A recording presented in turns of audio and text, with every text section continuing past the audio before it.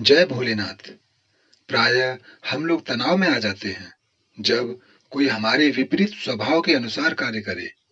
हम लोग विपरीत स्वभाव वाले सास बहू, दामाद ससुर, बाप बेटे, माँ बेटी, भाई बहन, ननद भाभी इत्यादि की नोक झोंक से तनावग्रस्त हो जाते हैं। ऑफिस में विपरीत स्वभाव के लोगों के व्यवहार देखकर तनावग्रस्त हो जाते हैं। हम भगवान शंकर की पूजा करते हैं, हमें उनके बारे में पता ही होगा।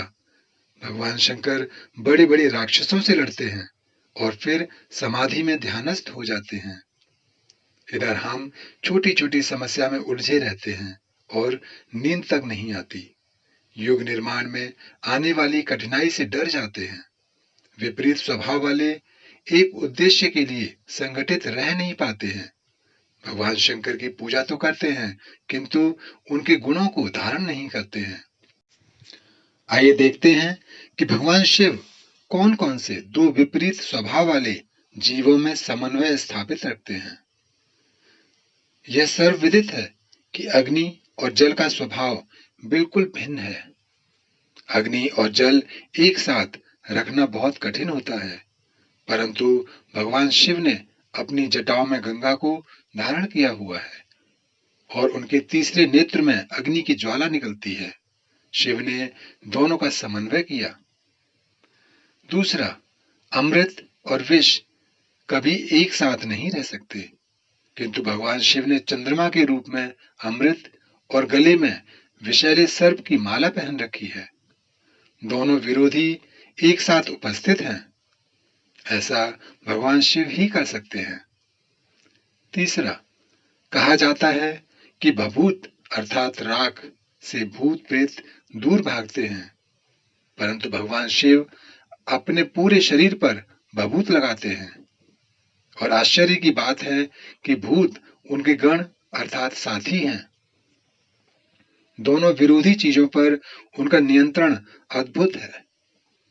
4, यह तो सर्वविदित है कि चूहा सर्प का भोजन है और देखिए ना, भगवान शिव के गले में सर्प की माला है और उनके पुत्र गणेश का वाहन चूहा है, फिर भी एक साथ रहते हैं। वहीं दूसरी ओर उनके बड़े पुत्र कार्तिकेय का वाहन मोर है और मोर का आहार सर्प है। मोर, सर्प और चूहा फिर भी बड़े प्रेम से एक ही परिवार में रहते हैं।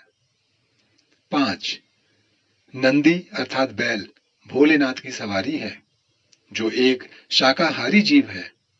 उधर माता पार्वती जो आदि शक्ति मां दुर्गा है, उनका वाहन सिंह है, जो एक मांसाहारी जीव है। वह बैल को देखते ही मारकर खा जाता है, किंतु यहां दोनों एक साथ रहते हैं। कितना अद्भुत दृश्य होगा। 6, भगवान शिव एक ओर तांडव करते हैं जब वह अत्यंत क्रोध में हों या विचलित हों, वहीं दूसरी ओर एक गहन समाधि में लीन हो जाते हैं। तांडव और समाधि दोनों ही परस्पर विरोधी क्रियाएं हैं।